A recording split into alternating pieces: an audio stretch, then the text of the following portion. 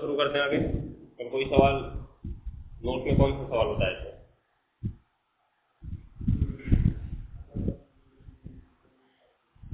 %% वाला बताए थे ना? और कोई बताए नोट में? नोट में और बताए कि अगला वाला लिखवाया? बताया जाए तो तब आगे बढ़ो।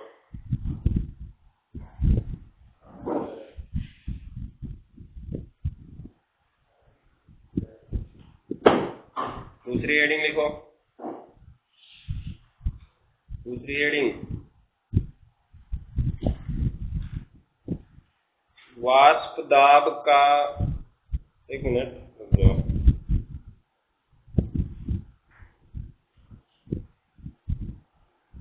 हेडिंग पहले लिखो समपराशरी विलयन। समपराशरी विलयन, ये इंपॉर्टेंट है, 1 नंबर में पूछा गया है। समपराशरी विलयन हो गया। तो अब नाम से इसके स्पष्ट है, सम माने समान, पराशरी माने परासरण दाब। तो समान परासरण दाब वाले विलयन क्या कहलाएंगे? समपराशरी विलयन कहलाएंगे। ठीक है ना? तो कहने का मतलब स्थिर ताप पर ऐसे दो विलयन जिनका परासरण दाब समान होता है क्या कहलाते हैं? समपराशरी विलयन कहलाते हैं।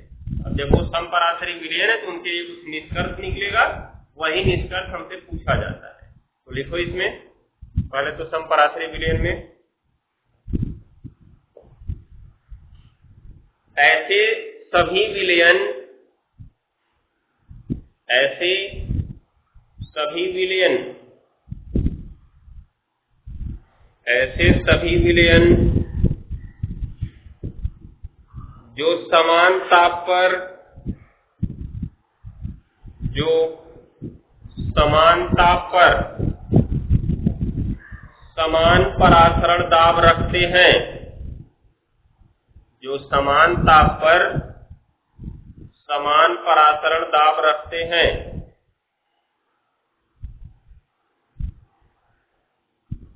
समान ताप पर समान परासरण दाब रखते हैं, समपराशरी विलयन कहलाते हैं। समपराशरी विलयन कहलाते हैं। हो गया ना? अतः समपराशरी विलयनों के लिए, किसके लिए जी? समपराशरी विलयनों के लिए क्या होगा? समान ताप अर्थात T1 बराबर T2 पर समान परासरण दाब, समान परासरण दाब अर्थात P1 बराबर P2। हो गया ना? अब ध्यान से देखना, क्योंकि पहले विलयन के लिए, अभी नोट मत करो, आगे ध्यान देते जाओ। पहले विलयन के लिए परासरण दाब P1 बराबर क्या सूत्र बनेगा जी? क्योंकि तुम P बराबर कौन सा सूत्र पढ़े कल? CST पढ़े ना? पढ़े? तो उसी से बनाओ। अब अगर परासरण दाब P1 है तो सांद्रता C1 होगी, होगी ना? यस क्या S1 हो जाएगा? यस S1 नहीं होगा, क्योंकि यस स्थिरांक है। स्थिरांक तो सबके लिए एक ही होगा, चाहे जो विलयन ले लो, चाहे जो विलयन ले लो, स्थिरांक सबके लिए एक ही होगा। क्या स्थिरांक में बदलाव होगा? नहीं होगा। तो यस को S1 नहीं कर सकते हो, यस हमारा क्या रहेगा? S ही रहेगा। हो गया ना? T बदल सकता है, ताप तो बदलता रहता है ना, तो उसको T1 मतलब जो जो बदल रहा है उसी पे 1 लगाओगे, जो स्थिरांक है उस पे नहीं लगेगा। तो ये हो गया पहले विलयन के लिए। फिर किसके लिए जी? दूसरे विलयन के लिए। दूसरे विलयन के लिए क्या बनेगा? ध्यान से देखना। P2 बराबर बनेगा जी C2 और क्या T2 बना ना। अब क्योंकि विलयन कैसे हैं? समपराशरी है,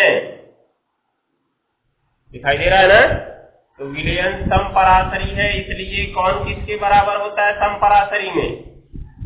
यहां से यही तो हमने देखा, दिखाई दे रहा है ना। तो क्या हुआ? विलयन समपराशरी है, इसलिए P1 बराबर P2। तो P1 और P2 का मान रख दो। क्या क्या रखोगे समीकरण 1 और 2 से? C1S, उसके बाद T1 बराबर C2S और T2। क्योंकि यहाँ पे T1 भी किसके बराबर है? T2 के बराबर है। तो C1 into S into T1 को T2 लिख सकते हो, और बराबर T2 तो तुम्हारा पहले से ही है, तो दिख रहा है।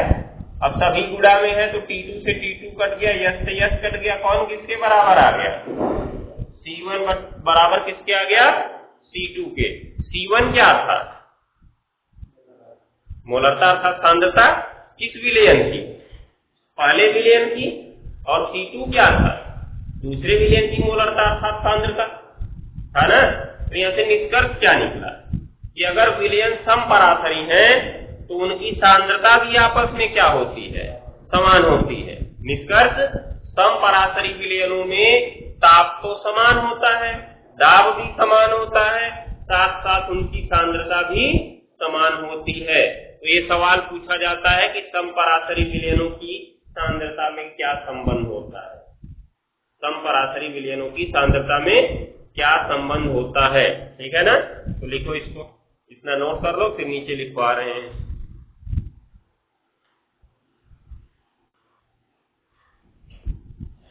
अब उसके नीचे लिख लो T2 के नीचे गाली से लिखना। अतः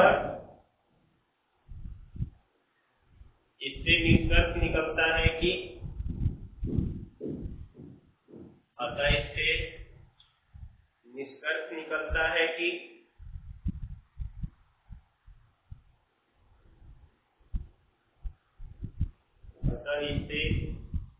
निष्कर्ष निकलता है कि हो गया समपराशरी विलयनों की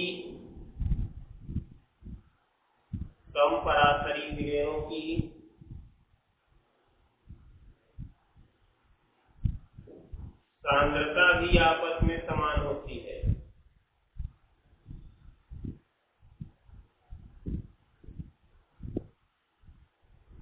समपराशरी विलयनों की सांद्रता भी आपस में समान होती है। हो गया, ये ध्यान में रखना है। अब आगे लिखो एडिंग लीडिंग। अतिपराशरी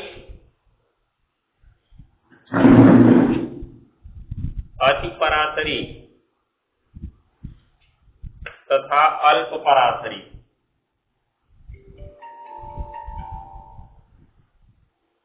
अतिपराशरी तथा अल्पपराशरी।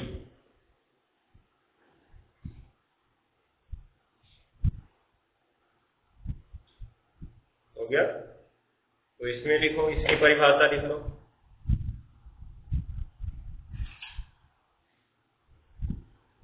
समान ताप पर रखे गए दो विलयनों में, समान ताप पर रखे गए दो विलयनों में,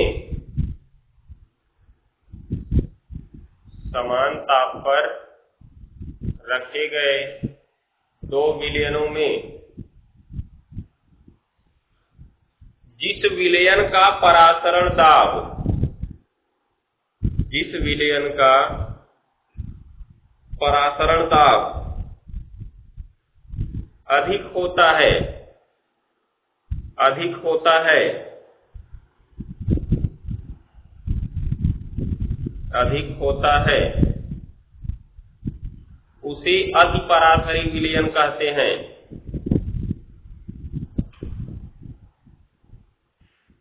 उसे अतिपरासरी विलयन कहते हैं। जबकि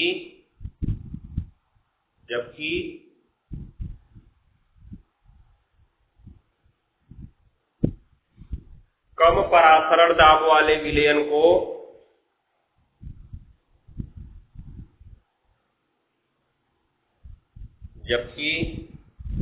कम परासरण दाब वाले विलयन को अल्प परासरी विलयन कहते हैं।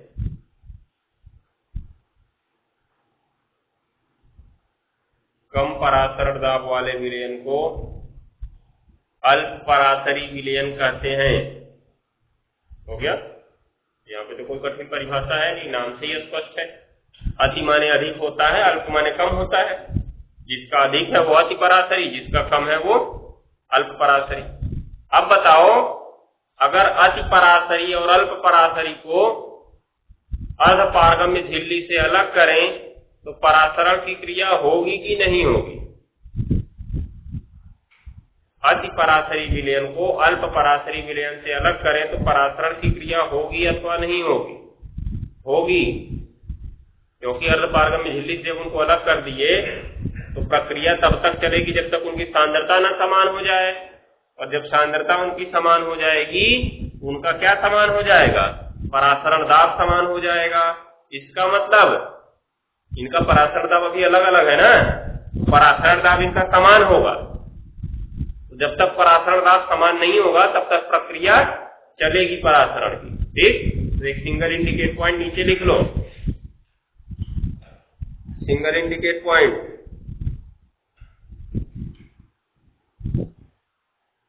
अति परासरी विलयन को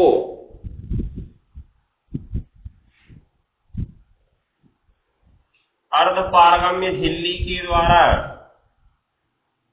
अतिपरासरी विलयन को अर्धपारगम्य झिल्ली के द्वारा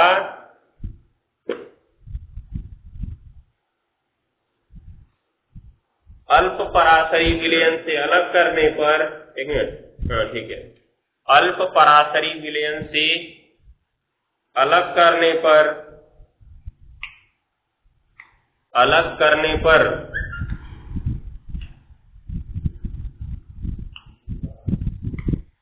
अर्धपारगम्य झिल्ली के द्वारा अल्प परासरी विलयन से अलग करने पर हो गया परासरण की क्रिया, यहां इंपॉर्टेंट है ध्यान देना, परासरण की क्रिया अब तनिक समझाओ किधर से किधर होगी? अल्प से अति की ओर। क्यों अल्प से अति की ओर क्यों होगी? तो परासरण कम सांद्रता से अधिक सांद्रता की ओर होता है ना, लेकिन ये तो परासरण दाब इनका, ये तो इनका परासरण दाब बताया गया ना, अति और अल्प।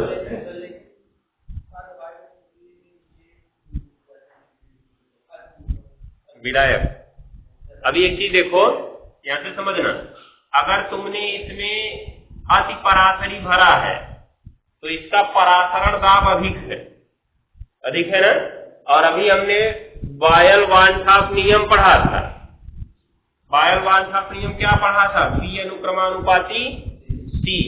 तो अगर P1 is greater than P2, अर्थात अति परासरी का परासरण दाब अगर P1 माने, अल्प परासरी का परासरण दाब P2 माने, तो अति परासरी का परासरण दाब P1 अल्प परासरी के परासरण दाब P2 से अधिक है ना। तो इसका मतलब सांद्रता भी तो अधिक होगी तब। क्यों? क्योंकि परासरण दाब अधिक तो सांद्रता अधिक। किस नियम से? बायल-वार्नशॉप नियम से। किस नियम से? बायल-वार्नशॉप नियम से। अगर परासरण दाब अधिक होता है तो सांद्रता भी क्या होती है?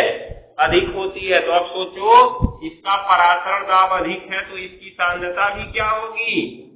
अधिक होगी, होगी ना। और ये जो अल्प परासरी है इसका परासरण दाब कम है तो सांद्रता भी क्या होगी? कम होगी। अब समझ रहे होगे कौन किधर से किधर जाएगा? विलायक के अणु किधर से किधर जाएंगे? कम सांद्रता से अधिक सांद्रता की ओर जाएंगे। यही तो होता है ना। तो कम सांद्रता किसकी है? अल्प परासरी की। अधिक सांद्रता किसकी है? अति परासरी की। अर्थात परासरण की क्रिया किधर से किधर होगी? अल्प परासरी से अति परासरी की ओर। तो ये पूछा जा सकता है सवाल, क्या क्या कारण है कि अति परासरी और अल्प परासरी को अर्धपारगम्य झिल्ली से अलग करने पर परासरण की क्रिया अल्प परासरी से अति परासरी की ओर होती है? ठीक है। तो सबसे पहले तो लिखोगे, क्योंकि हम जानते हैं कि अति परासरी विलयन का परासरण दाब अल्प परासरी विलयन के परासरण दाब से अधिक होता है, अर्थात P1 is greater than P2 होता है। जबकि या इसलिए या चूंकि लिखोगे आगे, चूंकि बायल-वान-हॉफ नियम से परासरण दाब विलयन की सांद्रता C के क्या होता है? समानुपाती होता है। अतः अगर P1 is greater than P2 तो सांद्रता भी C1 is greater than C2। इसलिए क्या होगा? कम सांद्रता से अधिक सांद्रता की ओर परासरण की क्रिया होगी, अर्थात विलायक के अणु किधर से किधर जाएंगे? अल्प परासरी से अति परासरी की ओर। ठीक है। तो इसको लिखो, फिर नीचे इंडिकेट करके लिख लेते हैं, समझ जाओगे। कहां तक लिखे? परासरण की क्रिया अल्प परासरी विलयन से अल्प परासरी विलयन से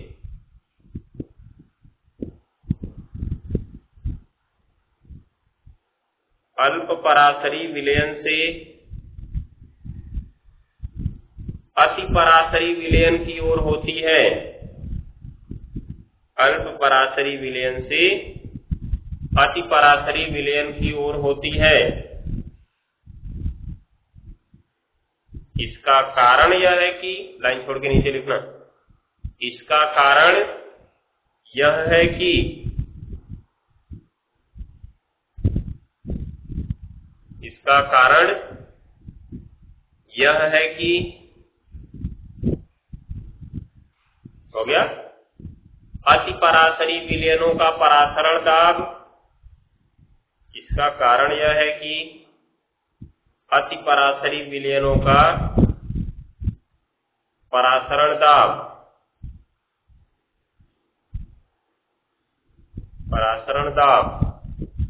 कोष्ठक में लिख देना P1। अल्प परासरी विलयनों के परासरण दाब, अल्प परासरी विलयनों के परासरण दाब कोष्ठक में P2 से अल्प परासरी विलयनों के परासरण दाब कोष्ठक में P2 से क्या होता है? अधिक होता है, अधिक होता है। हो गया। तो ये लिख लेना कोष्ठक में P1 is greater than P2, P1 is greater than P2। हो गया। नीचे आगे लिखना अतः बायल-वान-हॉफ के नियमानुसार, बायल-वान-हॉफ के नियमानुसार हो गया, इसकी सांद्रता भी अधिक होगी, इसकी सांद्रता भी अधिक होगी।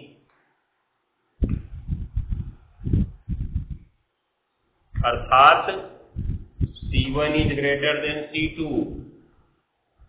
अर्थात C1 is greater than C2। हो गया ना। तो इसमें किसकी सांद्रता अधिक हुई? अति परासरी की सांद्रता अधिक हुई ना। क्यों? क्योंकि अति परासरी का परासरण दाब अधिक है, तो बायल के नियमानुसार इसकी सांद्रता भी क्या होगी? अधिक होगी। और हम जानते हैं परासरण की क्रिया किधर से किधर होती है? कम सांद्रता से अधिक सांद्रता की ओर। क्या लिखे? इसकी सांद्रता भी अधिक होगी, इसलिए परासरण की क्रिया अल्प पराशरी से अति पराशरी की ओर होगी। इसलिए परासरण की क्रिया अति पराशरी से अल्प पराशरी की ओर होगी। तो अगर कारण पूछा तो इसको लिख सकते हो। ठीक है।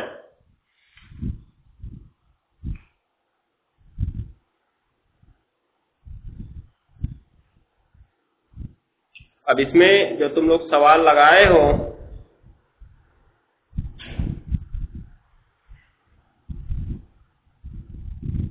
उस टाइप में कुछ भी पूछा जा सकता है। हमने जो तुमको नोट में सवाल लगवाया उसमें केवल हमने पूछा तुमसे परासरण दाब ज्ञात करो। उस परासरण दाब की जगह कुछ भी पूछ सकता है सूत्र में से। P बराबर तुम्हारा CST है, चाहे CV बराबर कहें तो W बट्टे क्या है, MST है। कह देगा कि यदि 27 डिग्री सेल्सियस ताप पर 27 डिग्री सेल्सियस ताप पर यूरिया के 750 ml विलयन का परासरण दाब इतना है, तो उसमें यूरिया के कितने ग्राम घुले हैं, यूरिया के कितने ग्राम घुले, मतलब उसने परासरण दाब भी दे दिया, 750 ml आयतन भी दे दिया, यूरिया बता दिया, तो उसका मोलर द्रव्यमान तो निकाल ही सकते हो जैसा हमने कल बताया था। ऐसा हमारा स्थिरांकी होता है। T उसने बता दिया 27 डिग्री सेल्सियस। निकालना क्या है हमें, W निकालना है, तो पक्षांतर करके निकालना पड़ेगा तुम्हें। ठीक है ना। तो जैसा सवाल बोलेगा उस तरह से कर सकते हो। तो एक सवाल यही लिख लो, घर से करके आना तुम लोग, रफ में शेयर में रफ में लिख लो, घर से करके आना, जिसमें W हमको ज्ञात करना हो। कुछ भी दे सकता है, मतलब कुछ भी। S का मान तुम जानते हो स्थिरांक ना, फिर भी वो यही तुमसे पूछ सकता है। कैसे कि किसी विलयन का या किसी विलयन के 750 ml का या 750 ml का परासरण दाब 2 है, 2 वायुमंडल है। यदि उस विलयन में NaOH के 40 ग्राम घुले हैं तथा उसका तापमान 27 डिग्री सेल्सियस है, तो विलयन स्थिरांक का मान ज्ञात करो। अब तुम विलयन स्थिरांक जानते हो कि 0.082 लीटर वायुमंडल पर केल्विन मोल होता है, लेकिन उसको तुमको निकाल के दिखाना है कि हाँ इतना ही आएगा।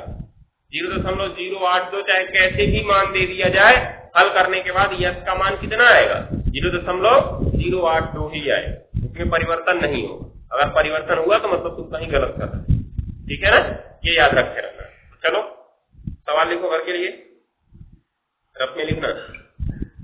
27 डिग्री सेल्सियस पर 27 डिग्री सेल्सियस पर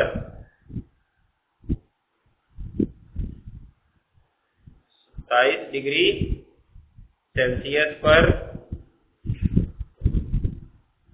हो गया, यूरिया के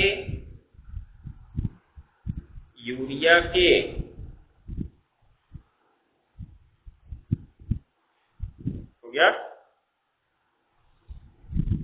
750 ml विलयन, यूरिया के 750 ml जली विलयन, 750 ml जली विलयन का परासरण दाब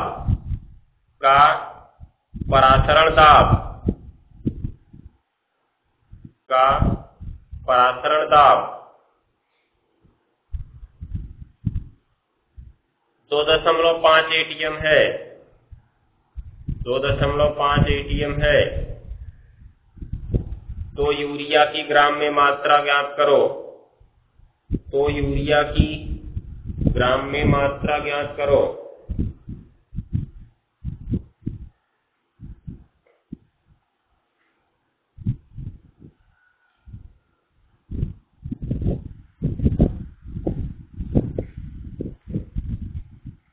तो यूरिया की ग्राम में मात्रा ज्ञात करो।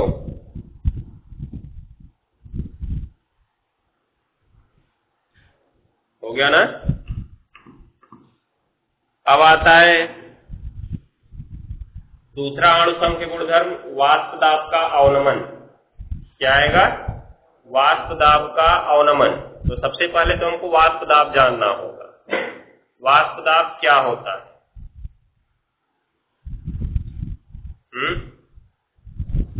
वाष्प दाब क्या होता है? नाम से स्पष्ट है, वाष्प के द्वारा लगाया गया दाब वाष्प दाब कहलाएगा। अब वाष्प कब दाब लगा सकता है? तुमने कोई बर्तन रखा, उसको खुला छोड़ दिया, तो उसमें वाष्प दाब लगेगा?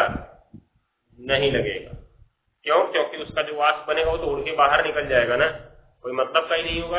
अगर हमको वाष्प दाब का अध्ययन करना है तो विलयन को सर्वप्रथम बंद करना पड़ेगा।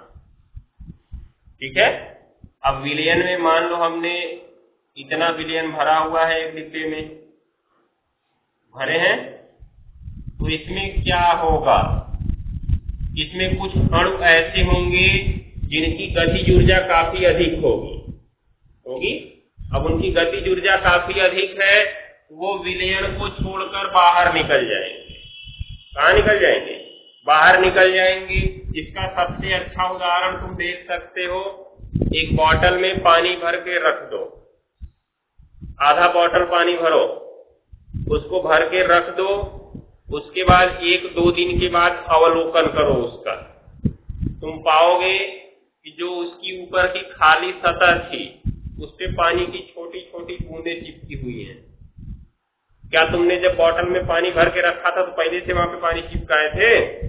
नहीं चिपकाए थे। तुमने पानी को हिलाया भी नहीं, पानी को तुमने हिलाया नहीं ना, कुछ किए नहीं थे 2 दिन तक उसको। 2 दिन के बाद तुमने उसको देखा कि ऊपर ये छोटी छोटी बूंदें चिपकी हुई थी ऐसे ऐसे। ठीक है। ये हमको कैसे मिली? बाहर से तो कहीं से गई नहीं, क्योंकि डिब्बा तुमने बंद रखा है। ठीक है। तो कहां से गई होंगी वो? इसी विलयन से ही तो गई होंगी, इसी विलयन से ही गई होंगी। इसका मतलब विलयन में कुछ कण ऐसे थे जो कि विलयन से बाहर निकल गए थे। विलयन के बारे में तो हम जानते हैं कि विलयन में जो कण होते हैं एक निश्चित सीमा के भीतर गति करते हैं, उस निश्चित सीमा से बाहर नहीं जाते हैं। लेकिन क्या होता है कि कुछ कण ऐसे होते हैं जिनकी गतिज ऊर्जा काफी अधिक होती है, और गतिज ऊर्जा काफी अधिक होने के कारण वो अपनी सतह को छोड़कर बाहर निकल जाते हैं। और जब बाहर निकल जाते हैं, बर्तन खुला होता तो एकदम बाहर निकल जाते हैं, लेकिन बर्तन बंद था, एकदम बाहर नहीं निकल पाते हैं, इसलिए यहीं पर घूमने लगते हैं। ठीक है। अब सोचो, हम लोग पढ़ते हैं पृथ्वी की सतह पर लगने वाला दाब एक वायुमंडल, पढ़ते हैं ना? किसके द्वारा लगाया जाता है वो दाब? किसके द्वारा लगाया जाता है पृथ्वी की सतह पर दाब? हमारे वायुमंडल के द्वारा पृथ्वी की सतह पर दाब लगाया जाता है। हमारे वायुमंडल में जो गैसें हैं वो पृथ्वी की सतह पर दाब डालती। तो इसी प्रकार से इसमें क्या हुआ? समझ लो ये तुम्हारा पृथ्वी का सतह हो गया, पानी की सतह उसको समझ लो पृथ्वी की सतह हो गई ना। और इसमें फिर जो अणु बाहर निकल गए वो गैसीय अवस्था में हो गए ना। देखो जाके बाहर स्वतंत्र हो गए, घूम रहे हैं, गैसीय अवस्था में, बस समझ लो उसका वायुमंडल हो गया कि नहीं हो गया? अब जैसे हमारा वायुमंडल पृथ्वी की सतह पर दाब डाल रहा है, वैसे इस पानी का जो वायुमंडल वाष्प से बना ना, उसके किसी भी पदार्थ से जब किसी भी पदार्थ के कण जब बाहर निकल गए तो उसकी वाष्प अवस्था आती है। चाहे कोई भी पदार्थ है, तो जल का ही वाष्प नहीं होता है, बहुत सारे पदार्थों का वाष्प होता है। ठीक है, ये याद रखे रहना। तो ये निकल के बाहर घूम रहे, अर्थात ये हो गया वायुमंडल, हो गया ना। अब ये वायुमंडल इस पानी की सतह पर दाब डालेगा, यही दाब क्या कहलाएगा? वाष्प दाब कहलाएगा। क्या कहलाएगा? वाष्प दाब हो जाएगा, ये याद रखना। अब इसमें सोचने वाली बात है कि वाष्प दाब बढ़ता जा सकता है। क्यों? क्योंकि कण बाहर भी तो जाएंगे, बाहर जैसे जैसे जाएंगे वैसे वाष्प दाब बढ़ता जाएगा। लेकिन हम हर अवस्था को वाष्प दाब नहीं कहते हैं। एक चीज और देखे होगे, गर्मियों के मौसम में नदियों और तालाबों से पानी वाष्प बन के ऊपर जाता है, बादल बनता है, फिर बादल बरस जाता है, नीचे चला आता है, पानी चलाता है। तो वही काम इसमें होता है। क्या होता है? यहां से कण ऊपर की ओर जाते हैं, ऊपर घूमना शुरू करते हैं। क्यों ऊपर की ओर गए? विलयन को छोड़कर बाहर कौन जाएगा?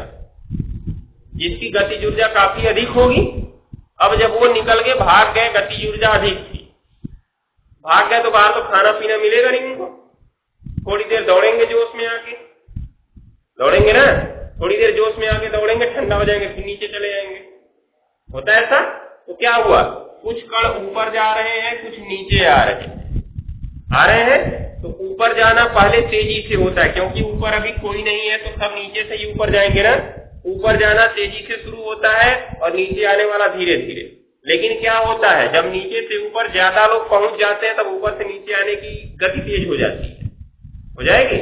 जब ऊपर से नीचे आने की गति तेज होगी, ये वाली धीरे होगी तब, क्योंकि ऊपर से नीचे दबाव पड़ने लगा ना, तो नीचे वाले ऊपर जा नहीं पाएंगे। तो ये वाला धीरे होता है, ये वाला तेज होता है। एक समय ऐसा होता है कि दोनों बैलेंस हो जाते हैं, मतलब ऊपर से नीचे जितने जाएंगे, नीचे से ऊपर उतने ही आएंगे। ध्यान देना, ऊपर से नीचे जितने जाएंगे, नीचे से ऊपर उतने ही आएंगे। दोनों का वेग क्या हो गया, समान हो गया। अब वेग समान हो गया तो एक स्थिति ऐसी आई कि मान लो यहाँ पे 10 कण हो गए। कितने हो गए, 10। अब इधर से 2 गए तो कितना हो गया, 12। लेकिन तब तक उधर से 2 चले आए, ये कितना हो गया, 10। फिर इधर से 2 गए, कितना हो गया, 12। फिर उधर से 2 चले आए, कितना हो गया, 10। क्या निष्कर्ष निकला, इनकी साम्य अवस्था आ गई 10 पर, अर्थात इनका वेग बराबर हो गया आने जाने वाला, हो गया ना। अब तुम देख सकते हो कि ऊपर हमेशा कितने कण बचे रहेंगे, 10 कण बचे रहेंगे ना। वही 10 कण इसकी सतह पर दाब डालेंगे। उन 10 कणों के द्वारा लगाए गए दाब को हम क्या कहेंगे, वाष्प दाब कहेंगे। तो वाष्प दाब एक ऐसी स्थिति है जिसमें द्रव के वाष्प बनने की दर और वाष्प के द्रव बनने की दर क्या हो जाती है, समान हो जाती है। उस स्थिति में जो ऊपर की वाष्प अवस्था बची, उसके द्वारा द्रव की सतह पर लगाया गया दाब क्या कहलाता है, वाष्प दाब। तो हर स्थिति को वाष्प दाब नहीं कह सकते हैं। वाष्प दाब किस स्थिति में होगा, जब द्रव के वाष्प बनने की दर अर्थात नीचे से ऊपर जाने की दर, वाष्प के द्रव बनने की दर अर्थात ऊपर से नीचे आने की दर के क्या हो जाए, बराबर हो जाए। यहाँ पे देख सकते हो 2 ऊपर जा रहा है, 2 नीचे आ रहा है, दर बराबर हो चुकी है ना। उस स्थिति में ऊपर कितने कण बच चुके हैं, 10 कण बचे हैं। यही 10 कण जो दाब लगाएंगे क्या कहलाएगा, वाष्प दाब कहलाएगा, हो जाएगा, ये याद रखना है। तो अब इसमें लिखते पहले हम लोग हेडिंग, पहले हमको पढ़ना है ना वाष्प दाब का अवनमन, तो उस अवनमन से पहले हम वाष्प दाब जान लेते हैं। तो हेडिंग लिखो, द्रवों का वाष्प दाब, द्रवों का वाष्प दाब, द्रवों का वाष्प दाब।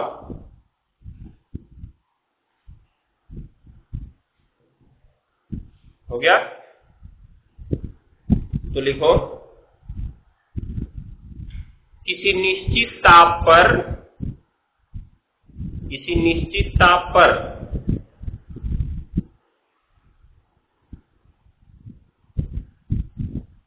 किसी द्रव, किसी निश्चित ताप पर किसी द्रव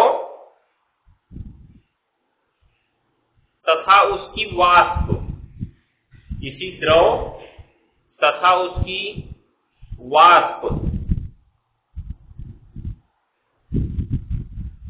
के मध्य या के बीच, द्रव तथा उसकी वाष्प के बीच साम्य की अवस्था में, साम्य की अवस्था में। अब यहाँ साम्य से अर्थ क्या है, जो दोनों दर बताए ना समान हो गई, नीचे से ऊपर जाने की दर और ऊपर से नीचे आने की दर, उसी को हम साम्य अवस्था कहते हैं। क्या कहते हैं, साम्य अवस्था। अर्थात साम्य अवस्था एक ऐसी स्थिति है जिसमें दोनों क्रियाओं का वेग समान हो जाता है। क्या हो जाता है, वेग समान हो जाता है। ये बात को ध्यान में रखना, अर्थात जितनी तेजी से इधर वाला चलेगा उतनी ही तेजी से उधर वाला भी चलेगा, तो कोई परिवर्तन होगा क्या, नहीं होगा। यहाँ ध्यान से समझो, द्रव से बन रहा है वाष्प, द्रव से क्या बन रहा है, वाष्प, और वाष्प से क्या बन रहा है, द्रव। तो अगर द्रव से वाष्प का बनना और वाष्प से द्रव का बनना, दोनों का वेग आपस में क्या हो जाए, बराबर हो जाए, तो हम कहेंगे कि साम्य अवस्था आ चुकी है। क्या कहेंगे, साम्य अवस्था आ चुकी है। उस स्थिति में उत्पाद में कोई बढ़ोतरी नहीं होगी किसी भी तरफ, चाहे अभिकारक में बढ़ोतरी नहीं होगी, चाहे उत्पाद में। क्यों, क्योंकि इधर से इधर जितना बनेगा उधर से इधर फिर इतना बन जाएगा, बनेगा ना। तो हम कहेंगे यहाँ पे साम्य अवस्था आ चुकी है। तो साम्य अवस्था कौन सी स्थिति है, ऐसी स्थिति जिसमें दोनों अभिक्रियाओं का वेग क्या हो जाता है, समान हो जाता है। ठीक है ना, ये याद रखना। तो क्या लिखे अभी, द्रव तथा वाष्प के बीच साम्य की अवस्था में वाष्प के कणों के द्वारा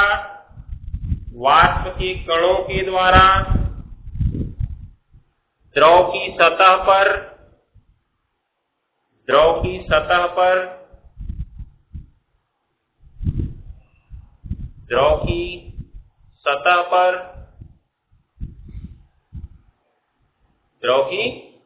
सतह पर हो गया,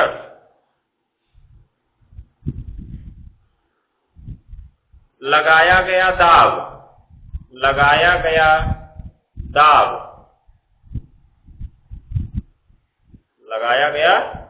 दाब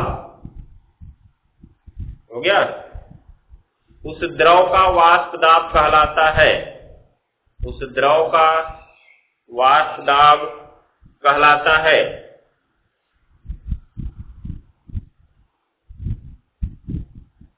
हो गया। अब देखो, इसको समझ सकते हो कैसे हुआ,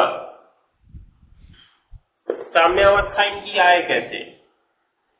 मान लो ये बर्तन था, हमने इसको बंद कर रखा था, यहां तक हमारा द्रव भरा हुआ था। तो जब पहले प्रक्रिया की शुरुआत होगी तो ऊपर एक भी कण है, अभी नहीं। तो अब सोचो कि यहां से कुछ कण निकल के बाहर जा रहे हैं। कौन जाएगा बाहर? कौन जाएगा? जिनकी गतिज ऊर्जा अत्यधिक होगी। क्या होगी? तो जिनकी गतिज ऊर्जा अधिक होगी वो कहाँ निकल जाएंगे? बाहर। अब सोचो, हमने कहा पहली अवस्था में 5 कण बाहर गए। कितने गए? 5 कण। तो क्या होगा? 1 2 3 4 और कितने आ गए? 5। अभी तो इनकी गति काफी तेज है, इसलिए तुरंत तो कोई नीचे आएगा नहीं आया ना। दूसरी अवस्था क्या हुई? इधर से फिर 5 गए, 5 नहीं, अब की बार 4 जाएंगे। क्यों 4 जाएंगे ये सोचो, क्यों 4 जाएंगे? अब जब 5 ऊपर पहुंच गए हैं तो ऊपर से दाब नीचे की ओर बढ़ने लगा ना। अब जब दाब बढ़ने लगेगा तो क्या वो नीचे से ऊपर जाने देंगे? उनको नहीं जाने देंगे। उस स्थिति में कौन ऊपर जाएगा? जिसकी गतिज ऊर्जा और ज्यादा होगी, वो उनको टक्कर दे सकता है, वही ऊपर जाएगा। तो हमने मान लिया कि कुछ कम हो गया। कितना हो गया? 4। 4 और पहुंच गए यहाँ पे। अब सोचो, जब 4 पहुंचे तो बाकी पहले के 5 चक्कर लगा रहे थे ना, 5 चक्कर लगाते लगाते कुछ थक गए होंगे, कुछ की गतिज ऊर्जा कम हुई होगी। हम पहले मानते हैं 1 की गतिज ऊर्जा कम हुई, तो 1 को अब नीचे भाग गया। 1 मिटा दिए यहाँ, देख रहे होगे। पहले 5 4 9 था, 1 की गतिज ऊर्जा कम हो गई, वो नीचे भाग गया ना। अब ऊपर देख रहे होगे कितने बच गए? 8 बचे। अब 8 लोग मिलके नीचे दाब लगा रहे हैं, तो क्या नीचे से ऊपर ज्यादा जा पाएंगे? नहीं जा पाएंगे। तो हमने कहा इस बार 4 नहीं, कितने गए? 3 गए ना। उसके बाद क्या हुआ? यहां से 3 गए इधर, हमने मान लिया 1 और बढ़ गया। बढ़ा? 1 और बढ़ गया, 2। क्यों? क्योंकि अब इधर चक्कर लगा रहा है तो उनकी गति बढ़ने लगी ना। उसके बाद हमने कहा यहां से 2 गए। अब देखो, ये जो 2 गए, ये 2 आए, स्थिति बराबर हो गई कि नहीं हो गई? ध्यान से समझना। अब इसी स्थिति पे ये रुक जाएंगे। क्यों? क्योंकि यहाँ पर तो अब कणों की संख्या ज्यादा बढ़ नहीं सकती है। अब जब ज्यादा बढ़ेगी नहीं तो रोकेंगे नहीं। जितने जा रहे थे उतने अब आ रहे हैं। 2 जा रहा है, 2 आ रहा है। जब यहाँ कणों की संख्या बढ़ती तभी तो दबाव डालते वो, तभी तो ये वाला कम हो रहा था। ये कम क्यों हो रहा था? क्योंकि ऊपर बढ़ता जा रहा था तो वो दाब डालते जा रहे हैं, दाब डाल रहे थे ना। लेकिन अब क्या हुआ कि 2 यहाँ से गए, मान के चलो 3 4 3 7 7 5 12 हुआ था। 2 गए तो 12 2 कितना हुआ? 14 हुआ। तो हमको लगा 14 हो गए, दाब बढ़ेगा। लेकिन तब तक क्या हुआ? 2 निकल के भाग गए। भागे ना, 2 निकल के भाग गया, तो फिर यहाँ पे कितने बच गए? 12 बच गए। तो 12 का जब दाब पड़ा तो 12 लोग दाब डाल रहे थे, 2 ही लोग तो जा पा रहे थे। 12 लोग दाब डालेंगे अब हमेशा, तो 2 हमेशा जाएंगे, तो इधर से 2 जाएंगे और उधर से 2 आएंगे। प्रक्रिया इसी पे अब चलने लगी, ये 2 गया, 2 आया, 2 गया, 2 आया, बाकी यहाँ पे कितने हमेशा बचे रह गए? 12 बचे रह गए।